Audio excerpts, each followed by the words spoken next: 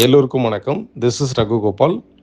Option ட்ரேடிங்கை பொறுத்தளவுக்கு ஒரு 10,000 கேபிட்டல் வச்சுட்டு ஒரே நாளில் 5,000 ப்ராஃபிட் மேக் பண்ண முடியும். ஈவன் ஒரு 10,000 கேபிட்டல் வச்சு ஒரே நாளில் 10,000 கூட ப்ராஃபிட் மேக் பண்ண முடியும். பட் இருந்த போதும் க்ரோஸ் அண்ட் க்ரோஸ் வச்சு ட்ரேட் பண்ணுறவங்க எல்லாம் ஏன் ஆப்ஷன் செல்லிங்கை சூஸ் பண்ணுறாங்க? ப்ரொஃபஷ்னல் ட்ரேடர்ஸ் எல்லாமே எப்போதுமே ஆப்ஷன் செல்லிங்கை ஏன் சூஸ் பண்ணுறாங்க? ஒரு ஆப்ஷன் பையர் எந்தெந்த பாயிண்ட்லலாம் வின் பண்ணுறதுக்கு சான்ஸ் இருக்குது? ஆப்ஷன் பையருக்கு ஏன் இந்த மார்க்கெட் சாதகமாக இல்லை? ஆப்ஷன் செல்லர் எந்தெந்த வழியிலலாம் இதை சாதகமாக்கி மேக் பண்ணுறாங்க, ப்ராஃபிட் மேக் பண்ணுறாங்க அப்படிங்கிறத இந்த வீடியோவில் டீட்டெயிலாக பார்க்கலாம். Let's we see. ஓகே, ஒரு எக்ஸாம்பிளில் பார்ப்போம். இப்போ மார்க்கெட் நிஃப்டி 24,800 இருக்குன்னு வச்சுப்போம். ஒரு கால் ஆப்ஷனை வாங்குகிறோம். மார்க்கெட் நான் வாங்கின உடனே ரைஸ் ஆகுது. ஒரு 50 பாயிண்ட் வரைக்கும் ரைஸ் ஆகுது. வித்தின் ஒரு ½ அன் ஹவரில் ரைஸ் ஆகுது. ஸோ இந்த இடத்துல டெஃபினட்டாக ஒரு ஆப்ஷன் பையருக்கு ப்ராஃபிட் கிடைக்கும். ஒரு 100 ரூபாயில் வாங்கினோம் அப்படின்னா குறைஞ்சபட்சம் ஒரு 25 பாயிண்ட் ப்ராஃபிட் கிடைக்கும். டீசென்ட் ப்ராஃபிட் அவருக்கு கிடைக்கும். சரி, இப்போ இது அடுத்த ஸ்கெனாரியோவில் வருவோம். மார்க்கெட் ஒரே மாதிரி எப்பயுமே போகாது இல்லையா? சப்போஸ் சைட்வேஸ்லேயே போகுது. மார்க்கெட் ஒரு ஸ்ட்ராங்காக ரைஸ் ஆகலை, ஆனால் சைட்வேஸ்லேயே போகுது. ஏன்னா பெரும்பாலான நாட்கள் சைட்வேஸில் தான் இருக்கும். இந்த மாதிரி சைட்வேஸ்லேயே போயிட்டு ஃபைனலாக அதே ப்ரைஸ்லேயே நிற்குதுன்னு வச்சுக்கோங்க. இப்போ இந்த ஸ்கினாரியோவில் நமக்கு லாஸ் தான் வரும். பிகாஸ் ஆஃப் டைம் டிகே. இவ்வளோ நேரம் ப்ரைஸ் ஒன்றும் பெரிய மூவ்மெண்ட் இல்லை அப்படின்னா கொஞ்சம் கொஞ்சமாக ஒவ்வொரு மணி நேரத்துக்கும் ஆப்ஷன் ப்ரீமியம் டிகே ஆகிட்டே இருக்கும். அப்போ 100 ரூபாயில் வாங்கின ஆப்ஷன் ப்ரீமியம் 80 ரூபாய் 85 ரூபா வரைக்கும் கண்டிப்பாக குறைஞ்சிருக்கும்.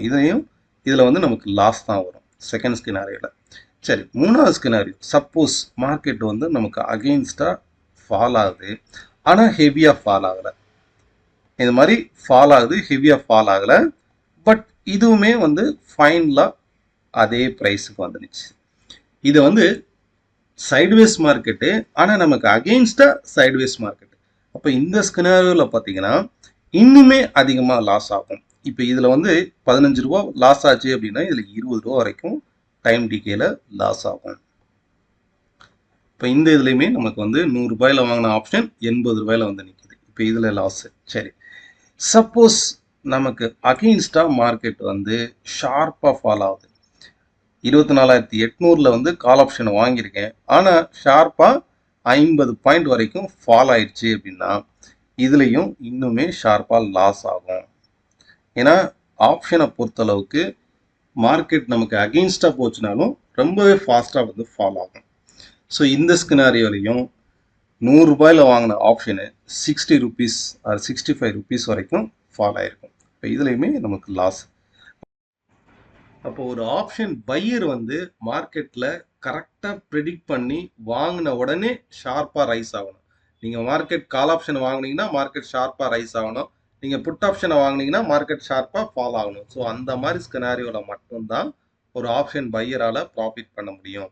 பட் இதே ஒரு ஆப்ஷன் செல்லர் ரிமைனிங் இருக்கக்கூடிய இந்த சைட்வேஸ் மார்க்கெட், இதர் அப்சைடு சைட்வேஸாக இருக்கட்டும், இல்லை டவுன் சைடு சைட்வேஸாக இருக்கட்டும், இதில் எல்லாமே ப்ராஃபிட் மேக் பண்ண முடியும்.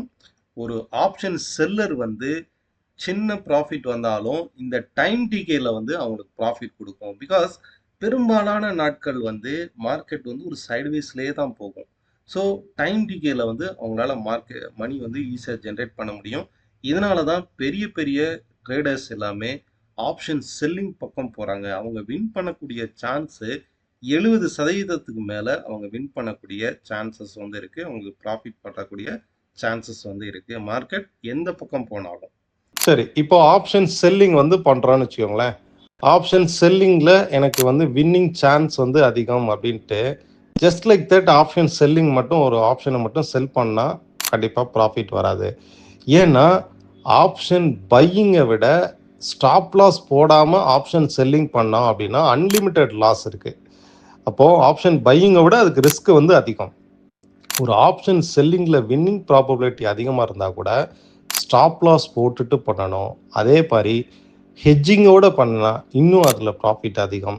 ஹெட்ஜிங் ப்ளஸ் அட்ஜஸ்ட்மெண்ட்டோட பண்ணோம் அப்படின்னா இன்னும் அதில் ப்ராஃபிட் அதிகம், வின்னிங் சான்ஸ் அதிகம்.